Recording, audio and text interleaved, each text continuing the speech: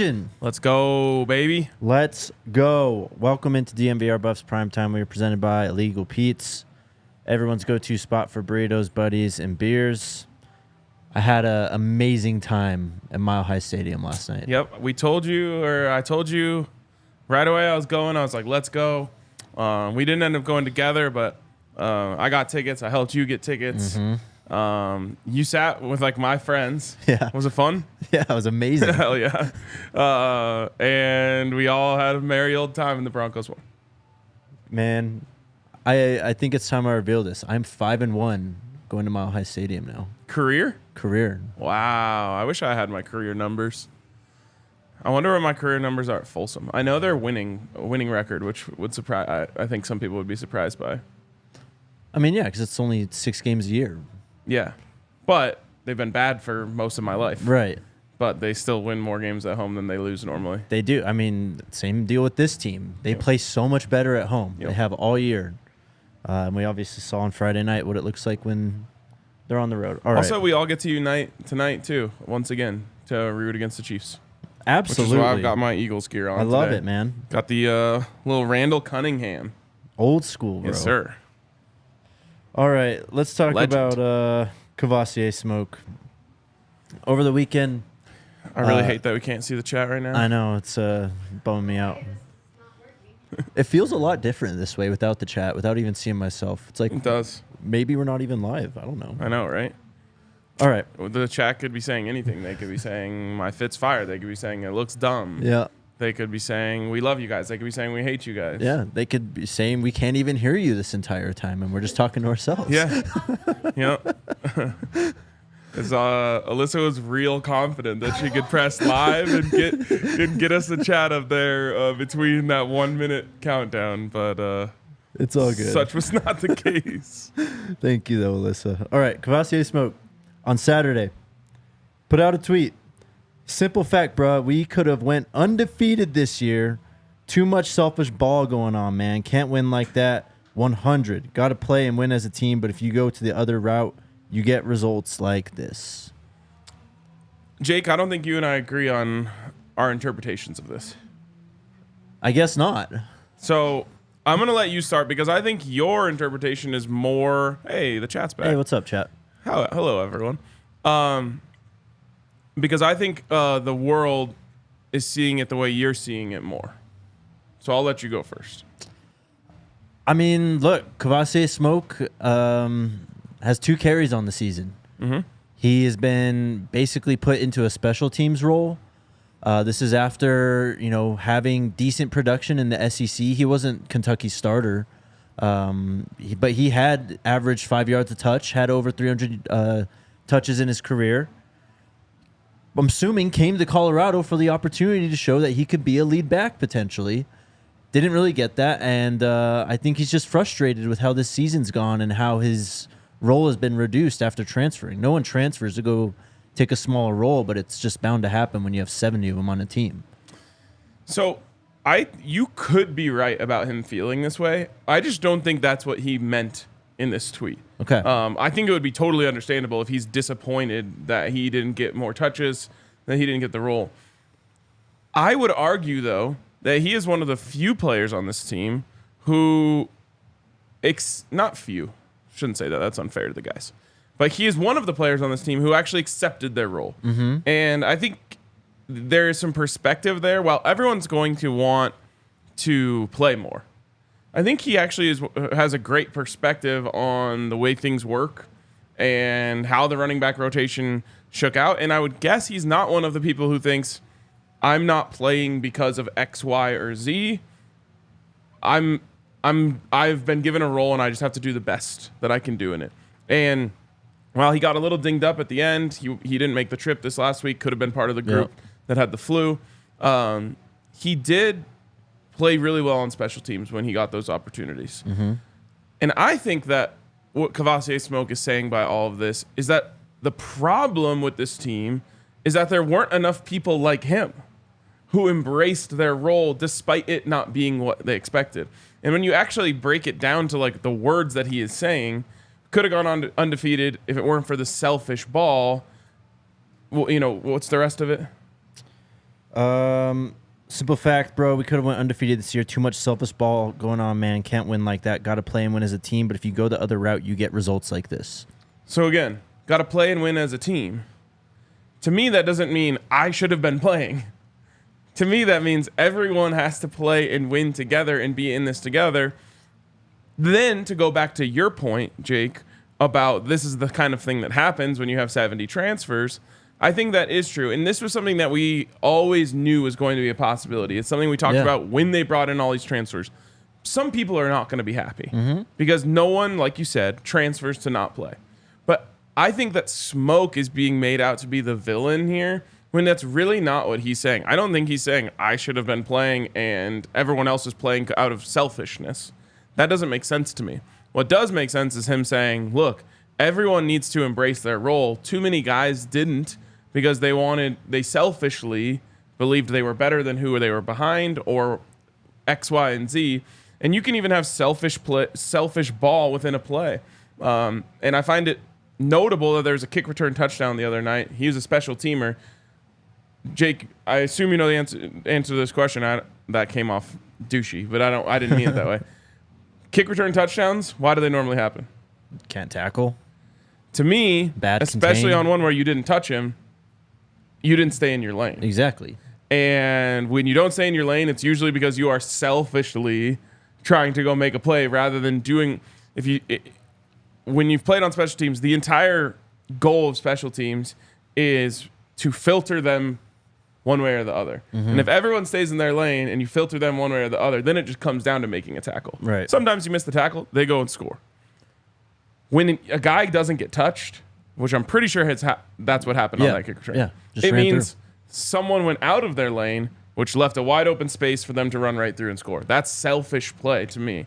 A lot of times you have edge players who don't get contained because they want to get a sack so badly that someone breaks out their side and you have a big play. That's selfish play.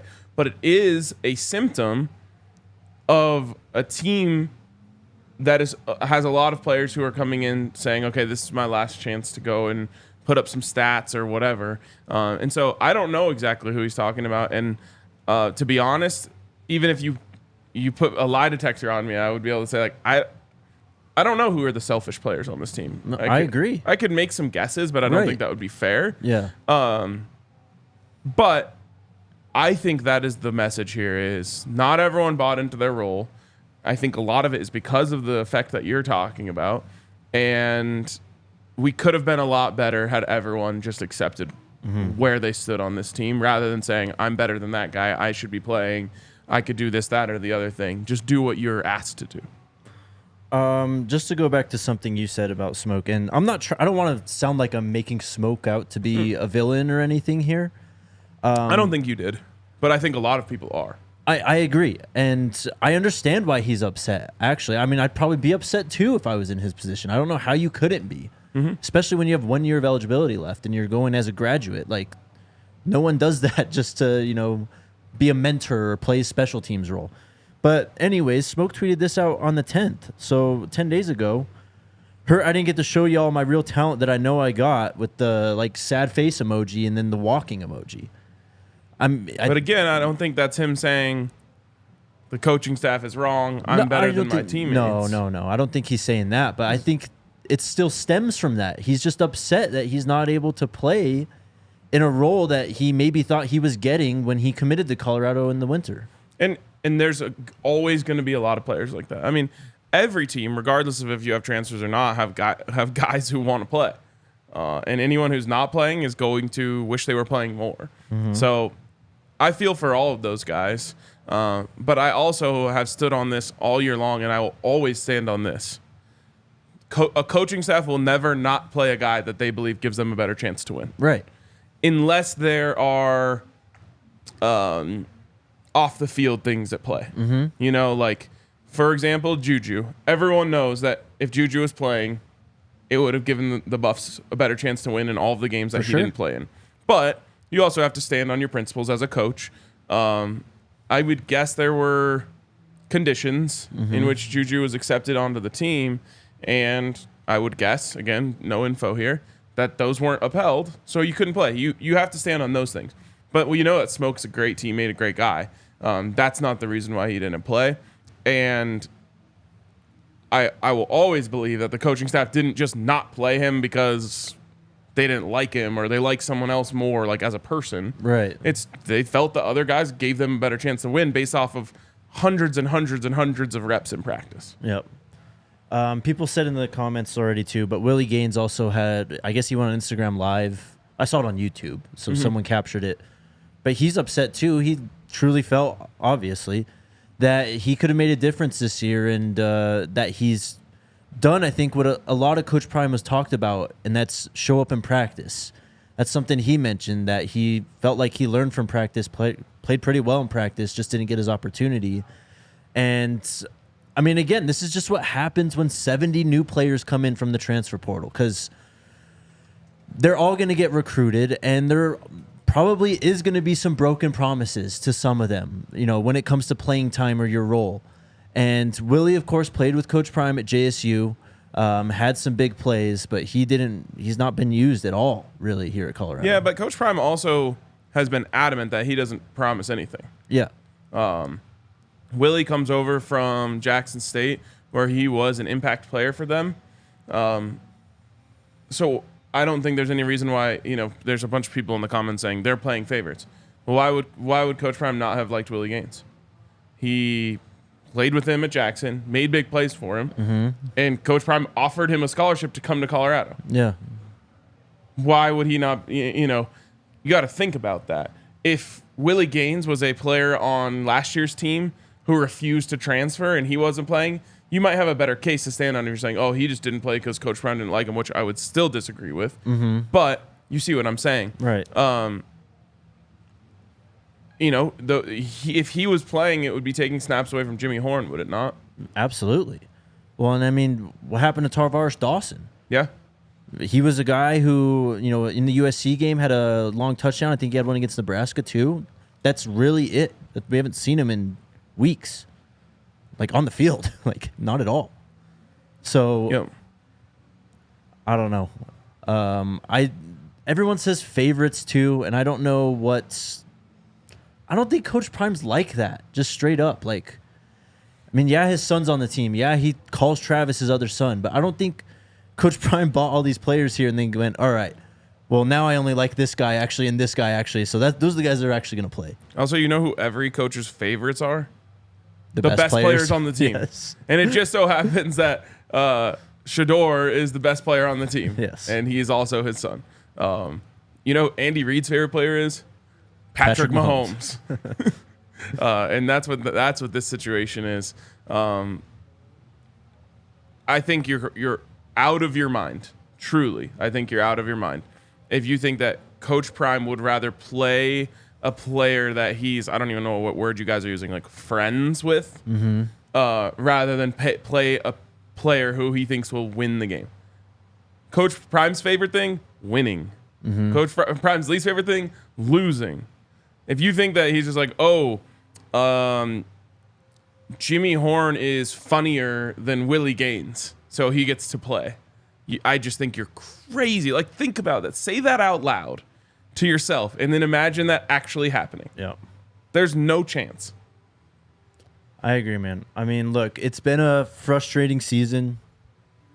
A lot of things haven't gone the way that anyone thought. Coach Prime, the team, the players, us. And, I mean, frustrations are just boiling over. We got 1 week left, and it's kind of just hitting a breaking point here, I think. Also, if you think I've become more of a Coach Prime than a CU fan, then you just know nothing about me. Like, straight up. I love Coach Prime, and I think he's doing great things here, but my allegiance has always been to the university. And that, you know, Colorado football is my first love.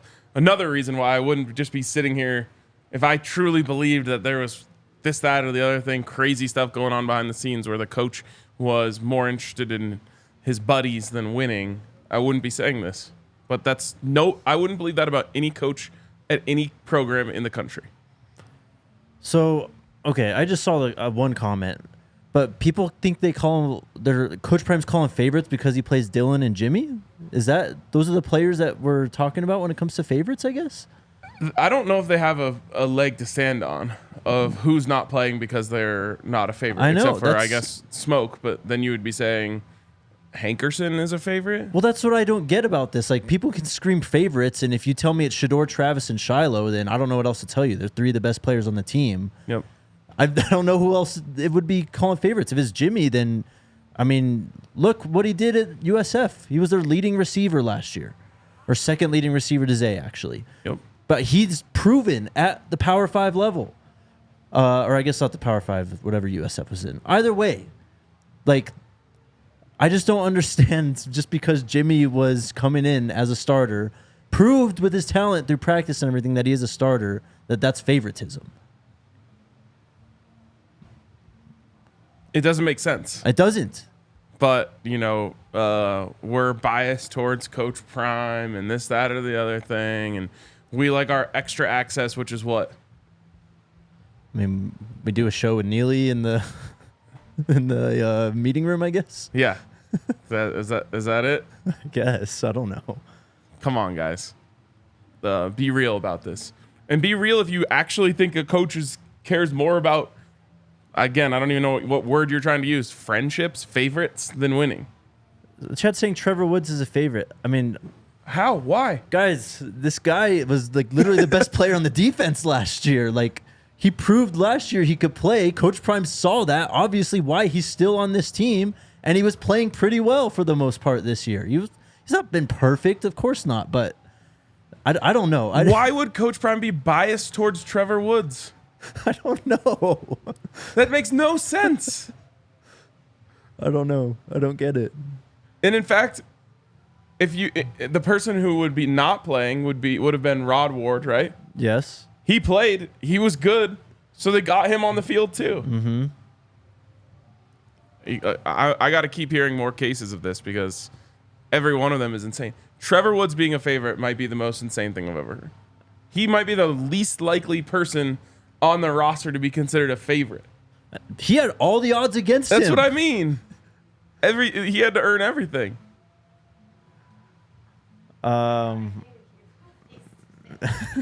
This is wild. All right. This stuff is crazy. Just try and use logic. What's the advantage of that? I don't know, man. I don't know. All right. Shout out to our friends at DraftKings Sportsbook. It's Thanksgiving week. I mean, everyone likes Thanksgiving. Everyone likes hanging out with the family. But one of my favorite Thanksgiving pastimes is betting on the football on Thursday. Something about it just hits differently.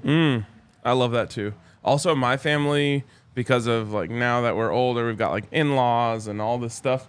My family's actually doing Thanksgiving on Wednesday night, which means I'm just totally free on Thursday. Well done, man. Yep. We don't do that in our family, but I grew up with one of my best friends. They always did Christmas on Christmas Eve. That's what we do too. I see the appeal. Yeah. But shout out to DraftKings Sportsbook. Download DraftKings Sportsbook app now. Use that code DNVR. New customers can bet $5 on the NFL Thanksgiving action to score $150 instantly in bonus bets. That's when you sign up with the promo code DNVR at DraftKings Sportsbook. The crown is yours. If you have a gambling problem, call 1-800-GAMBLER in New York. Call 877-8-HOPE-NY or text HOPE-NY 467-369 in West Virginia. Visit www.1800gambler.net. Please play responsibly. In Connecticut, help is available for problem gambling. Call 888-789-7777 or visit ccpg.org. On behalf of Boot Hill Casino and Resort in Kansas, must be 21 or older in most eligible states, but age varies by jurisdiction. See DraftKings.com/sportsbook for details and state-specific responsible gambling resources. Eligibility and deposit restrictions apply. Bonus bets expire 168 hours after issuance. Terms at sportsbook.draftkings.com/football terms. I need one of you to explain how Trevor Woods became a favorite and what that means. You have to you got to come with something stronger than that. You have to give a real reason. He did X, Y, and Z, or Coach Prime likes him because of X, Y, and Z and doesn't like so-and-so because of X, Y, and Z. Or else you're just saying nonsense. Well, I've seen Caleb Mathis's name in the chat. I understand he's Coach Mathis's son, The guy has like 2 receptions on the year. It was pretty obvious that that's the connection that got him in the door, was because he's just known Coach Prime and played for him since going way back then. Yep. But also talk to his teammates and ask them if they feel like he's earned his way onto the field. And look, I know the spring game doesn't really mean anything now, but you could tell that he is just comfortable playing with Shedeur because they played together for so long. You go and get comfortable targets for your quarterback. It's just something you do. Yep, exactly. Zion says Trevor Woods is not good. Okay, well, he's clearly better than whoever's behind him because the coaches are trying to win football games. Shout out to Game Time as well. I don't know. I think tickets are like $160 for Saturday, but my family's going to go to the game, so I told them to sign up with the code BUFFS, BUFFS. Let's go. Look at that. And you can get $20 off your first purchase. Not just for games, wherever you are in the country, events, concerts, whatever's going on in your city, check out Game Time. Terms apply again. Create an account. Redeem code BUFFS, BUFFS for $20 off. Download Game Time today. Last minute tickets, lowest price guaranteed. There's so many comments. I can't tell who's being sarcastic, who is an idiot. It's a lot. I think there's a lot of sarcasm at this point. I mean, look, man, it's been a long season. A lot of feelings. There's a lot of takes you can have, but thinking that coaches are actively making decisions that they don't believe is the best thing to give them a chance to win is actually insane. And look, the chat's hated Trevor Woods basically ever since Coach Prime was hired anyway, so I don't have anything else to say about that. I know, but that there's no like the way you become a here's the actual players who are becoming coach favorites. The ones who work their ass off in practice, prepare, watch film, you know, the things that you have to do to play football. Mm-hmm. That's how you become a coach's favorite. Yep. That every player that's on the field is there because they're coach's favorite, because they're putting the work in, they're practicing better, they're playing, you know, they're preparing harder, they're asking the right questions. That's how you become a quote unquote favorite. That's why you play. You don't play because you're funny or cool or you had a good NIL deal. Like, no one gives a shit about that. And all of these coaches' livelihood is on the line. Yes. Now, Coach Prime's a little different, of course. But a lot of these times, the decisions for playing time are being made by the position coaches. And all of these guys are trying to do the best possible job they can because all of them want to be elevated in their career. Right. None of them are making decisions that they believe are bad for the team because they like a they like a player. Right. He's their buddy. And look, it's kind of the same thing with Sean Lewis too. Like all these conspiracy theories about him earlier in the year and stuff. It's like, why would Sean Lewis sabotage this season to potentially sabotage his career? That just doesn't make sense. No one does that. No one. He wants to be a head coach at the Power 5 level, probably at a top tier level in the Power 5. Do you think if he sabotages a team that he's going to get that going forward? Like, that just doesn't happen. I know. All right, next topic. Well, Talan Chandler. We kind of saw this coming. Steve Wiltfong put in a crystal ball on November 11th. And he ended up flipping. I don't think anyone was really surprised by it, but he is someone who's been committed to CU, I think, since February. Mm-hmm. He has been their best player recruiter, has talked a lot about, just wanting to play with all of his friends at CU that he grew up with and was recruiting a lot of them here. Some of them are still committed here, but he's gone to play for what he called his dream school, and he's from Missouri. Yep. He's got, like, his new profile picture on Twitter is him at, like, 6 years old with the Missouri mascot and stuff. So, tough one to swallow, but, yeah, another flip. Yeah, and, I mean, this is one of the ones that you can... How do I explain this? You can figure out what's the dominoes that are causing this to happen, right? He's an offensive lineman. The offensive line has struggled. The offensive line has been called out. He, I believe, was recruited by Sean Lewis as part of his recruitment process.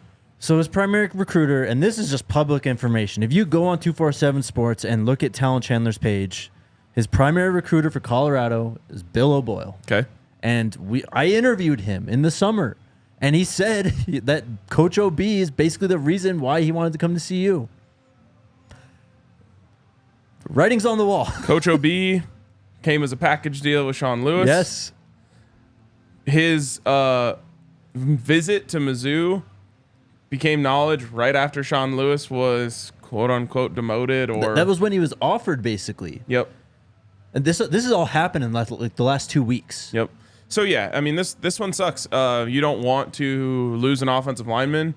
Talan is a nasty player, man. He plays with a ton of aggressiveness. One of those things that Bill O'Boyle before the season kind of said that this line was missing. Yeah. And he wasn't really afraid to share that. He said the reason they brought in Jack Bailey is because he has an edge that's different than that they don't have. Talan Chandler also has that edge. He's been a great asset to this recruiting class, and it's a bummer to see him go. But you can kind of connect the dots as to why this is happening. Exactly. And on that note, that happens every time you make changes. And because recruiting is a relationships business. Exactly. It's the same thing we were talking about when Colorado comes in, or Coach Prime comes into Colorado. There's all this excitement. They want to get in on Blake Purchase. Well, Blake Purchase had a 3-year relationship with the Oregon coaching staff. Yeah. He decided, I'm going to stick with the relationship that I know rather than coming here. It's just, like I said, recruiting is all about relationships. So when personnel changes, so are recruiting classes. So look, this team needs help on the offensive line. Everyone knows that. And all due respect to Talan, a 3-star freshman wasn't going to come in here and turn around this offensive line. No, that's a future move. Exactly. You're hoping that a couple years down the road, Talan is going to be really good, and I bet he is going to be really good. I agree, but it's been pretty clear that they're going to try and build through the portal again. And maybe if someone like a Jordan Seaton comes here, you have a young freshman starting on the offensive line.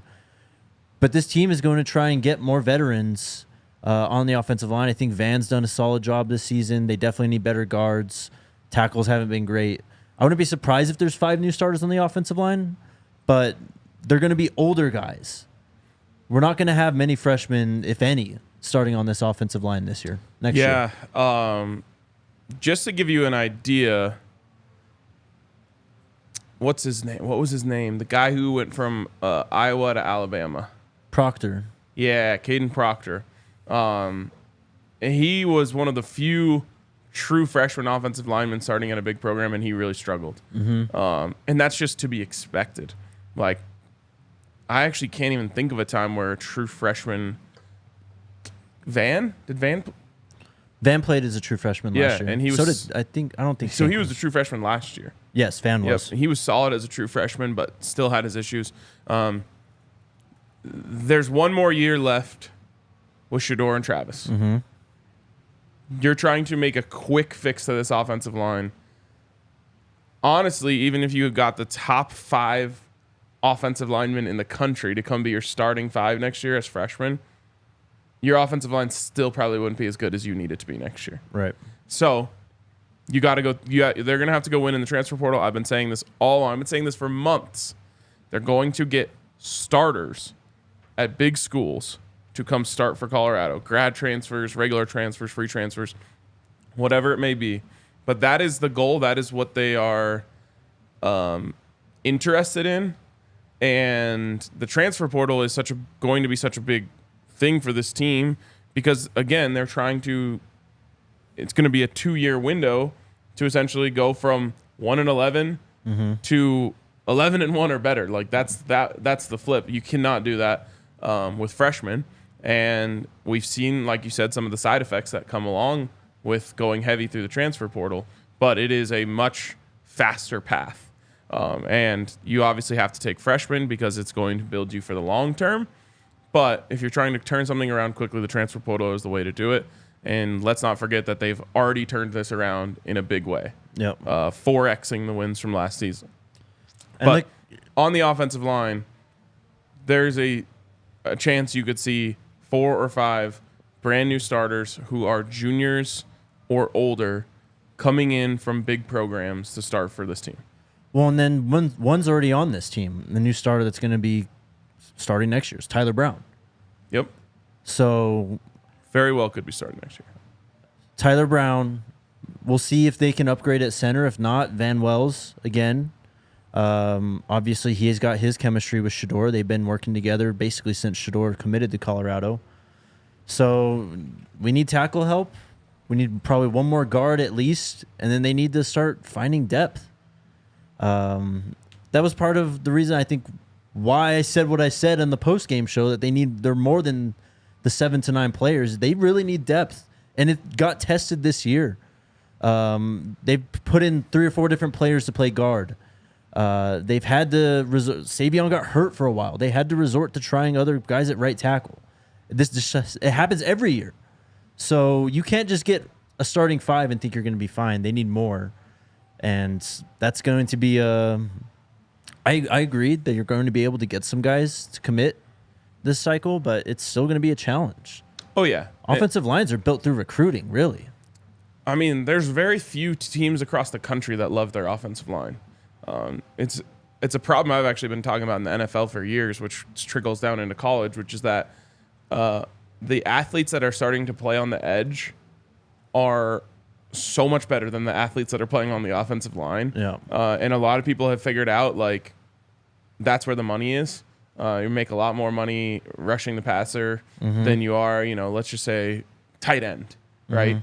There's a lot of guys who play both ways in high school, and they're just saying, like, okay, well, you can become one of the highest players in the NFL if you go sack the quarterback. Whereas finding those level of athletes on the offensive line is rare.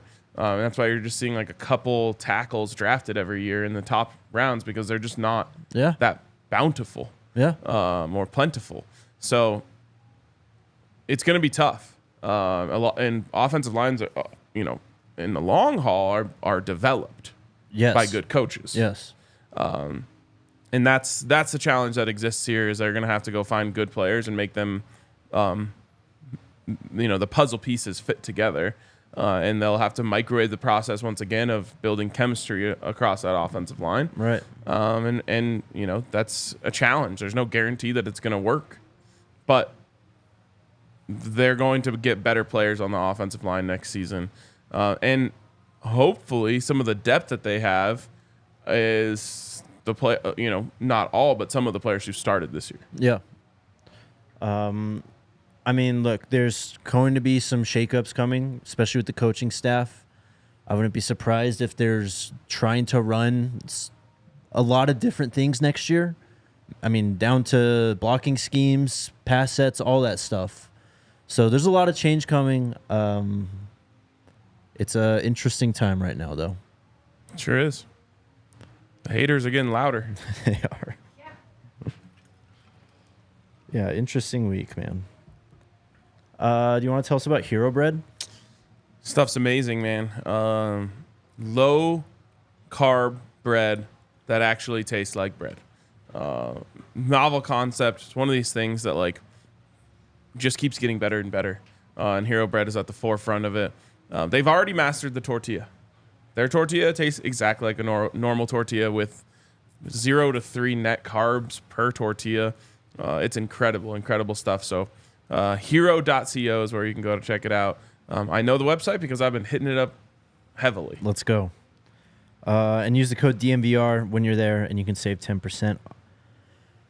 Also, shout out to Illegal Pete's. This episode of the DNVR Buffs podcast is sponsored by Illegal Pete's. If you've been to any of our tailgates, or the last few at least, chances are you got to enjoy Illegal Pete's and just how amazing it is. Illegal Pete's is running a pretty cool promotion. If you go to a Buffs game, basketball game, well, I guess football's over, so bring your ticket into an Illegal Pete's. You can get a free house margarita or draft beer with their sound check promo. Illegal Pete's is your go-to spot for burritos, buddies, and beers. All right, on a more positive note, CU basketball. Rolling. As a whole, Women's ranked AP number 3. Men's AP number 18. I mean, both basketball programs, I feel like, have only just flashed their potential too. yeah. And let's not overlook how incredible it is that they are ranked number 3 in the nation. Because women's basketball for a long time has had its established blue bloods. Yep. Colorado is not one of them. Colorado also has not recruited at a crazy level by any stretch of the mind. And a lot of that is because most of the big recruits go to the blue bloods, right? Yep. Caitlin Clark going to Iowa is like an outlier. Whereas, UConn, Stanford, South Carolina, LSU, these schools, even like UCLA, these schools are dominating in the recruiting world. So Coach Payne, without those crazy recruits, has put together a roster that really plays together, plays fantastic basketball. Some of the actions and sets that they're running to get the shots for the players that they want, whether it's Jalen Sherrod going to the hoop or Frida Foreman getting an open 3, or it's just like beautiful basketball. They're playing incredible team basketball. And for them to be at number 3 in the nation right now, considering I don't want to diminish the talent that they have on the roster because they are talented. Yeah. But in terms of recruiting rankings and things like of that nature and size and all of that stuff is really, really special, and it's a huge testament to the program that they've built there. Yeah, man. Just watching both of them, kind of what you said, just the ball movement. It's a well-oiled machine, basically. Yep. Watching them play basketball. Jalen Sherrod's been amazing. Frida's been amazing. Aaronette Von Lay, though, too. Beast. I mean, she's shooting like 71% from the field and has scored 24, 13, 18, and 23 points this year. I mean, she just straight up outplayed Angel Reese when they played. Yeah. So she's like become a star. They're so fun to watch. I tweeted it out the other night, but like they ran a triple screen for Frida Foreman to get an open shot. That video you posted? It was so sick. Like I was like, either this is something they came up with, or they've been watching the Warriors and picked a play that they run for Steph. Yeah. Literally triple screen. It was just so perfectly set up, and it's just like I've said this before, but like I appreciate Nikola Jokic for teaching me basketball just by watching him. Yeah. And I've always loved basketball, but now I like understand why certain things are happening. So now I turn on this team and watch some of the stuff that they do, and it's like truly fantastic basketball to watch. And then on the men's side, they play Richmond tonight at 6. They jumped 7 spots. Yeah. And up to 18. Basically playing, well, I mean, I guess they did play 2 games last week, but they got revenge against Grambling, beat the hell out of them, and then they really put it on Milwaukee. I can't remember when that was, but they couldn't miss. I think in the second half they were shooting like 60% or something. So yeah, tonight against Richmond, it's in Daytona Beach. Is this one the Sunshine Slam? Do you remember? This is the Sunshine Slam. The women are going to the Paradise Jam. Okay. So they will have, I believe, another game later in the week. Depends on who wins between UNLV and Florida State, I believe. Yes. And these are all likely Q2 games, which are big. Obviously Q1 are going to be what weighed the heaviest, but regardless of who you play, Richmond is probably going to be a Q2 team, and then Florida State is a little down this year, so they're likely to be a Q2 team, and UNLV same thing. They're up this year, I guess. The Buffs will be back in Colorado. The men's Buffs will be back in Colorado on the 26th to take on Iona. Then a big game later that week against Colorado State in Fort Collins. So yeah, check out CU basketball. That's tonight. later what week? Next week. Okay. Next Wednesday they play at Fort Collins. I'm going. Are you going? Let's go. Just to lock the gates. Lock the gates on the Rams. Are we all showing up in hats and sunglasses again? Fuck yeah. Let's go. Just a few more things. We got the game time for Saturday yesterday. 1 p.m., guys. Doesn't that feel good? Oh, man. Sending us out right. Normal time. In the same mountain time zone, of course, going to Utah. Also, I've had enough of Will Smith in the comments. And then shout out to Peggy. It was actually her birthday over the weekend. I know we did the celebration earlier in the week, but officially turned 99 this weekend. Legend. Absolute legend. The GOAT of Colorado fans alongside Betty. May she rest in peace. And then just one more thing. I think Brandon Davis-Swain, 4-star Colorado defensive lineman commit out of Michigan, got hurt. Yeah. Saw his arm in a sling. Yep. So that's something to monitor there. As he said he was going to be an early enrollee, so he could be at CU basically in about a month or so. Yep. So we'll see how that progresses. I wonder, it'd be interesting to see what the injury is. Hopefully not something that would keep him out of workouts and stuff. Mm-hmm. Doesn't look like it, but you never know. And then I can't remember if we hit this or not. I think this might have been on Friday, the day of the game, but Jordan Seaton put out his top 7. CU was in there. So that's going to go down to the wire. I think that's about it, though. Cool. Do you have anything else? No. Excited for the men's game tonight. For sure. This is the first time they'll really be tested off home court against a solid team in Richmond. Mm-hmm. So big opportunity. You know, last year, not as much hype around the team for sure, and they weren't as good. Yeah. But first time they went on the road away from home is when they faltered. Or was actually no, Tennessee happened first, right? Which game was first, Tennessee or Grambling? It was Tennessee, I think. So they beat Tennessee on the road and then lost to Grambling. I mean, dude, they were very, very inconsistent last year in many phases, but going on the road was one of them. That Grambling loss was brutal. They lost to Cal on the road. Just a weird year. Great question from Louise. What's the schedule of shows this week? Only 4 shows with the holiday. So we are today, tomorrow, Friday, and Saturday. Yep. So no Wednesday or Thursday. Wednesday, like I said, my family's doing Thanksgiving that day. Jake is driving home. Mm-hmm. And then Thursday, obviously Thanksgiving, no show that day. And then we'll be back Friday with a pregame show live from SLC. And Saturday with your postgame. Live from Rice-Eccles Stadium, too. Live from Rice-Eccles Stadium. In one of the nicer, what's the word I'm looking for? Press boxes. Is it really? In the okay, Pac-12. cool. I'm excited. You can have a sweet view of like it's all glass on the backside. It was a sweet view looking out over Like Salt behind? Lake City. Yep. Nice. Should be fun, man. Shout out to Shady Rays.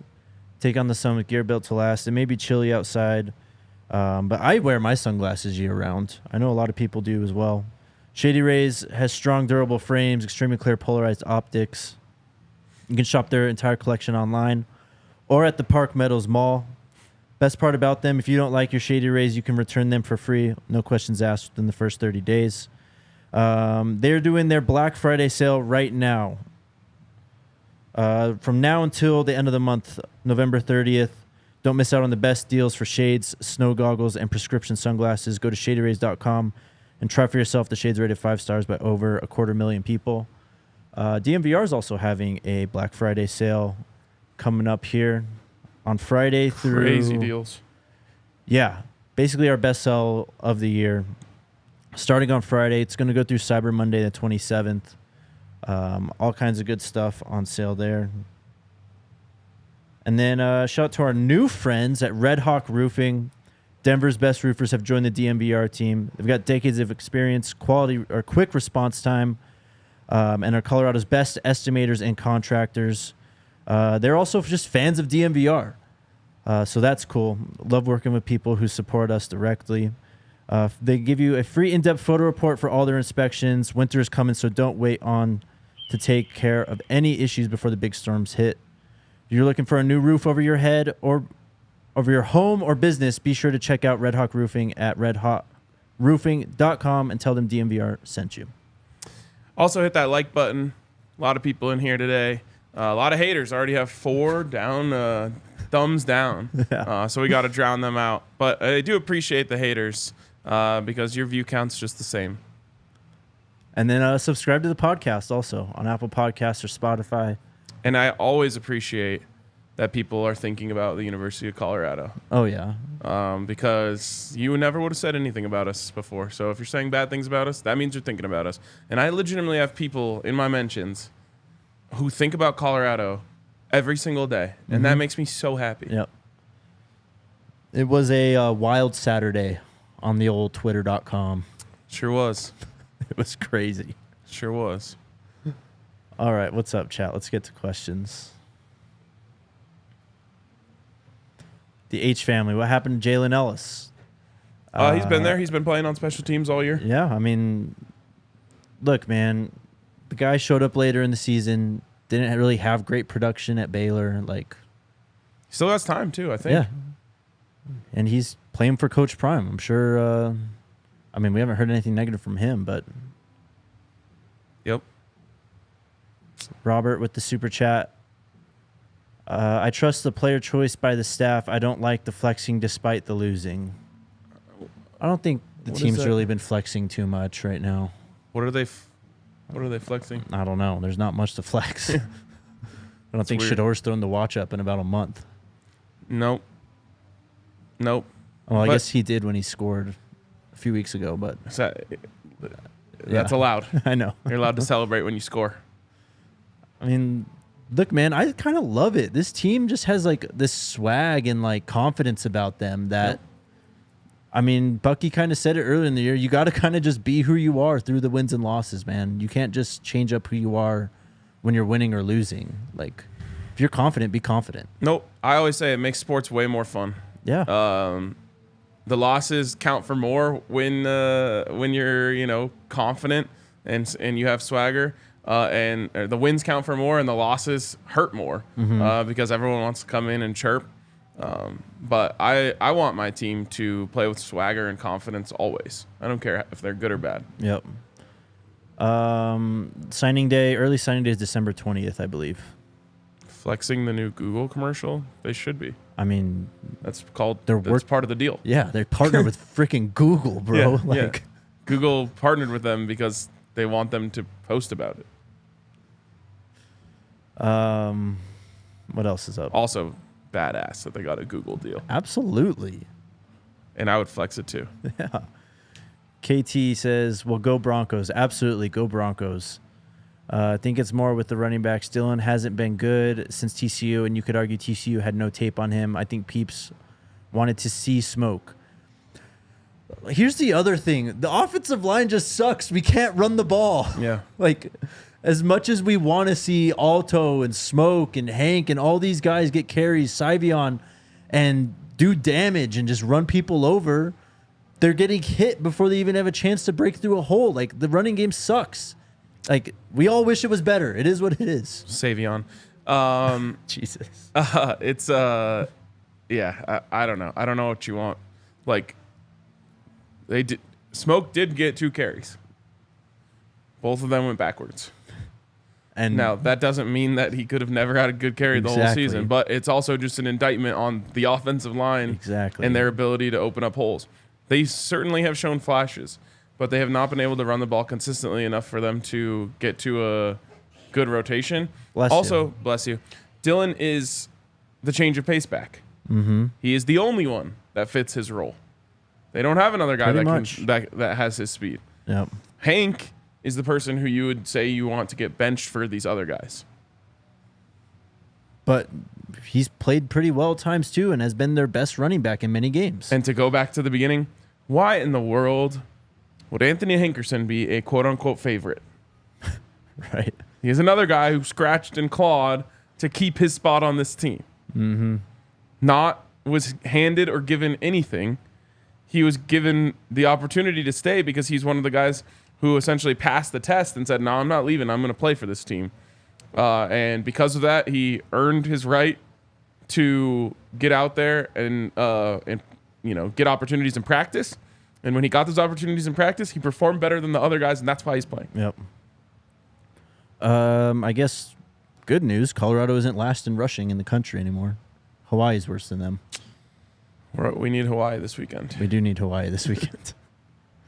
I was rooting for Brendan Lewis on Saturday. Yep. That was weird. It was weird. He kind of played nice, though. I mean, he had his moments. He can... We don't need to talk about him. Robert, again, please name some potential O-line coaching potentials. I don't know. And it's honestly too hard to say because Coach Prime's network is so vast and just the people who are willing to help him out and that can get him in contact with other coaches. Like, we can throw names out there, but I think that Coach Prime is just going to, really search the bottom of every barrel, try and do as much due diligence as he can to get the best O-line coach he can and offensive coordinator. I'll say this. I don't know if he wants the job, but if he does, Coach Prime does not have to search far. He'd be one of the best names to possibly hire. Mike Munchak came to the Broncos from the Steelers. He interviewed for the head coaching job, did not get it. Mm-hmm. But one of the main reasons why he wanted the head coaching job was because he wanted to move to Colorado to be closer to his grandchildren. His daughter and her husband live here in Colorado. So he ends up not getting the head coaching job, comes in to be the offensive line coach for the Broncos, takes a lateral move to be closer to family. Remarkably, gets fired, or I guess not renewed when Nathaniel Hackett became the coach last year. Yep. He has not since accepted another job, presumably because he's steadfast in wanting to stay in Colorado and be around his grandchildren. Yep. Which means there's only a few jobs. I was about to say 2, but I guess there are other schools around here too. Yeah. There are only a few jobs that he would actually accept.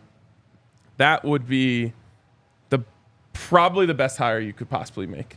If you could convince Mike Munchak to essentially come out of retirement, even though he's only been out of the game for 2 years, to coach at Colorado, and then he gets the best of both worlds. Yep. That would be unbelievable. But you're right. He's going to look everywhere and search everywhere, but the best answer might just be a couple blocks down the road. For sure.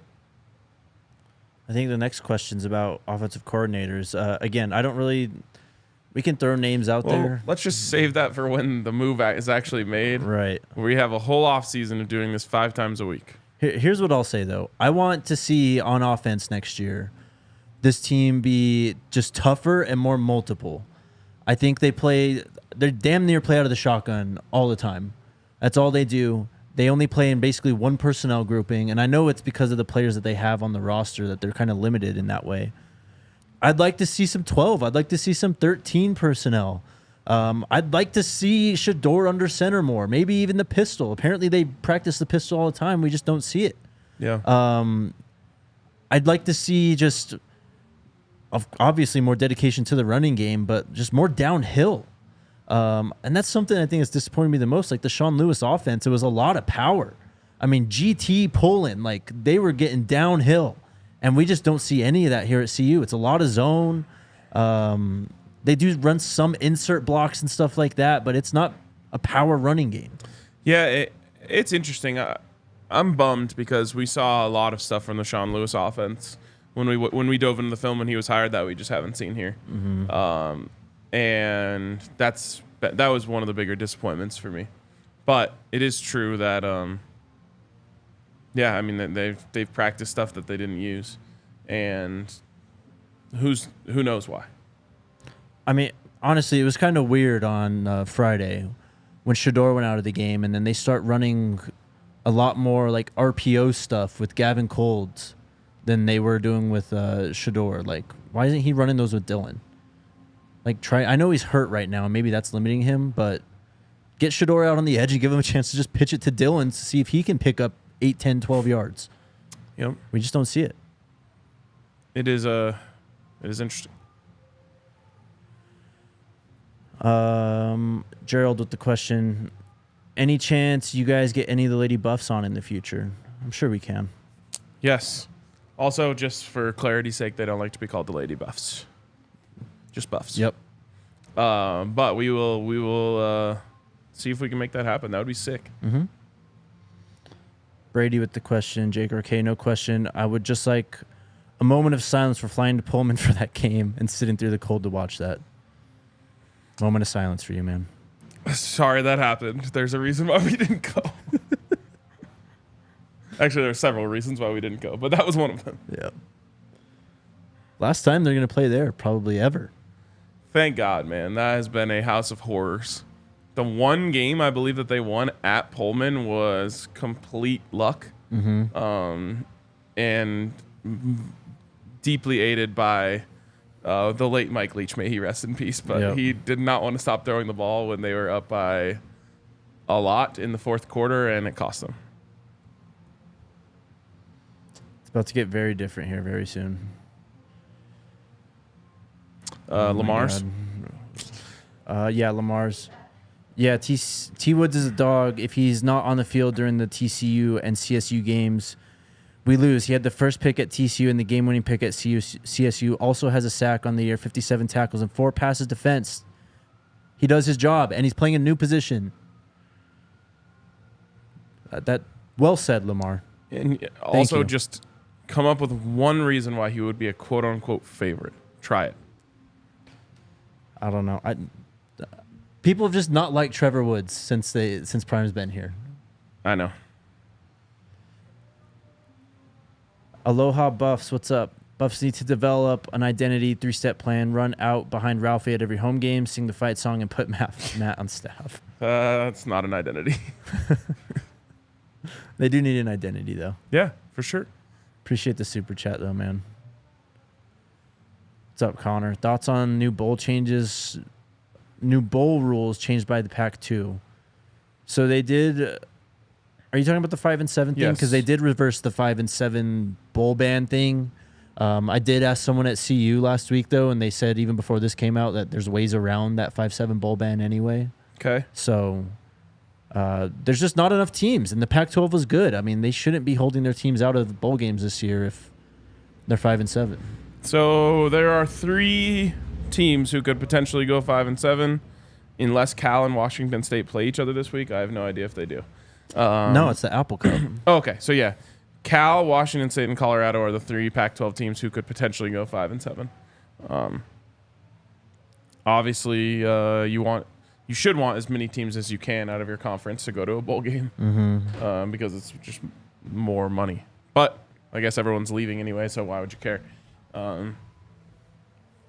I don't see why, if some 5 and 7 teams are going to get in, why you would not want your conference's team. So I think they made the right call there. I would love for Colorado to pull off the win this weekend and get selected to a bowl just to watch the haters completely melt down. And we didn't talk about it, but man, Utah got their asses beat by Arizona. Just stomped into the ground. That was shocking. To say the least. Yeah, shocking for sure. I think it was a 1-point spread before the game. It was. So Vegas saw it as a close game. And then Arizona, who Colorado played better than for 60 minutes or 59 minutes and 57 seconds, goes out there and just mops the floor with Utah. Utah never stood a chance.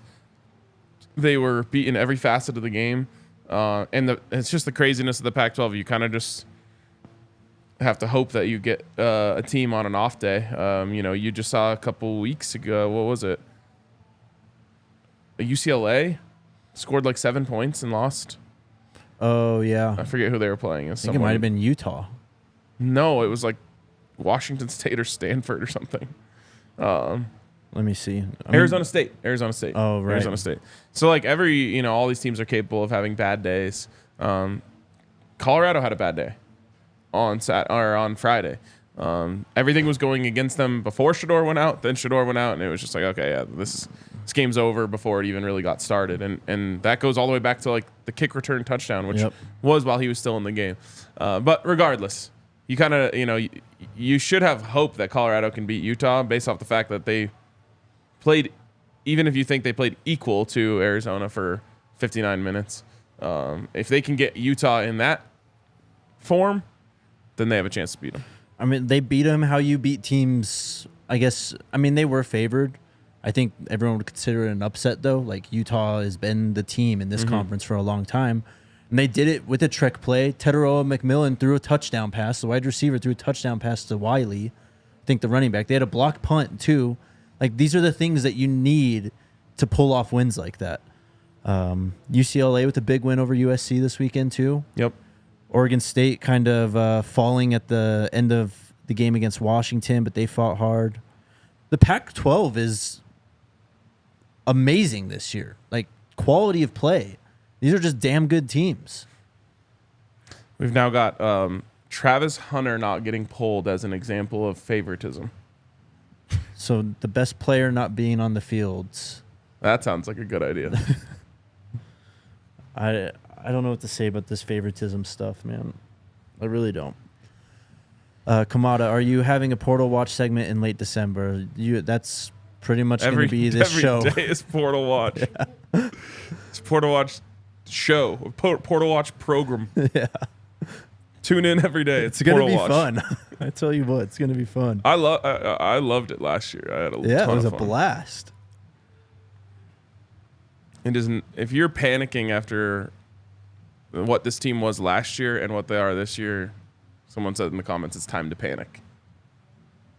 Well, it's too late to panic anyway. There's one game left. Well, they're saying I assume they're panicking on the entire Coach Prime era. I mean, this is Coach Prime's time coming up is the recruiting. Yep. And I think, do we have anything else? Oh, here we go. Oh, Jamal with the super chat. I've been to several JSU games during Coach Prime's time there. I was able to attend the TCU game, and I will continue to support the Buffs and you guys. Appreciate you, Jamal. Thanks, man. Appreciate you. And then one more, Manning. Any chance Shedeur's done for the year, given the bowl situation? I don't think the bowl situation plays any role. If he's healthy enough to play, he'll play. If he's not, he won't. Coach Prime did say after the game, though, he expects him to play. Yep. And Shedeur said it a few weeks ago, man. I mean, the guy is a warrior, and you're going to basically have to drag him off the field. Yeah. To get him to not play. So, yep. What do you got? Yeah, last thing I want to say, just there's been a lot of stuff over the last couple days about me specifically saying Coach Prime apologist, this, that, or the other thing. Like, it's just not that's not what it is. Uh-huh. The reason I have the perspective that I have is because I can see where they have come from and where they are going. And so I am not going to freak out and panic and sweat over the little things when I can see the trajectory and where this is going. Right. Coach Prime is going to bring great players here. Coach Prime is going to always have a huge pool of great coaches to pull from. Mm-hmm. And Colorado is only going to continue getting better. So because of that, I have a lot of faith, and I'm not going to say, oh, look at this little thing or that little thing. They did this wrong. They did that wrong. This could have changed. That could have changed. Because I'm looking at the big picture. I am a fan of Colorado football. I always will be. I always have. And so because I can see that Coach Prime is taking Colorado from the depths of the depths, I mean, truly from the dead. They were in the grave last year. They lost every game by an average of 29 points. What you saw on Friday was every game last season. That is changing. If I told you before the season that Colorado was going to beat Nebraska and they're going to beat Colorado State and they're going to compete with ranked teams in almost every opportunity that they got to. Yep. The one ranked team that they played against that they didn't play in a game, that they didn't give a fight, was Oregon. Mm-hmm. Then you had what happened on Friday. The wheels fell off. It was ugly. You can't ignore that. It happened. But if they're going to beat their two rivals and compete week in and week out with ranked football teams, every person could have or should have and would have taken that before the season. Right. This thing is on the way up. I'm not worried about the little details as this thing is going up. So yeah, that's why I always have a positive outlook. Thank you, Alyssa. I agree, man. Look, I understand the 3-0 start and how the national media was talking about Colorado and how they were really pumping them up and 3 Heisman contenders and can they go make the playoff and all this stuff is the reason why all this hate is coming down. But I mean, not going to apologize for getting excited about a team playing really well after they got their asses beat all year last year. Yep. So I just hate that that's what is really kind of brought all this on is that they were good to start the season, fell apart down the line, and people are just, it's open season now. They're just dunking on us or Colorado as much as they want. But for sure, the trajectory is... Forget them. Like the fans of other teams, whatever. I'm more concerned about the Colorado fans. Right. Who are losing faith because of what's happened here. That, I think you'll see over time. You'll look back and say, why was I so worried about that? I mean, look, man, if you can't see if you can't see the progress that this team has made over the last year and you can't see where they're headed. The big problem is that a lot of people didn't watch last year. Of course. And so they don't understand, and that's why I put out the stat today. Yeah. Xavier Weaver, I'll say this because we haven't talked about it yet. Xavier Weaver has, on this season, damn it, I had it for a second, now it's gone. Xavier Weaver on this season has 915 total yards. That's including 15 rushing yards, I believe, and 6 touchdowns. Every wide receiver and running back that transferred from Colorado after Coach Prime arrived combined. I believe that is 13 players, Jake. Yep. 1,119 yards and 7 total TDs. One player replaced all of the production from those players. Yeah. And that's not even including the 600 yards and 4 touchdowns from Travis, 600 yards and 5 touchdowns from Jimmy, et cetera, et cetera, et cetera. So if you don't see why I like what's happening here after the team went from the biggest joke in college football to fun to watch almost every single week, there's one more game. We know for a fact that they've been fun to watch 9 times. Right. An entertaining team.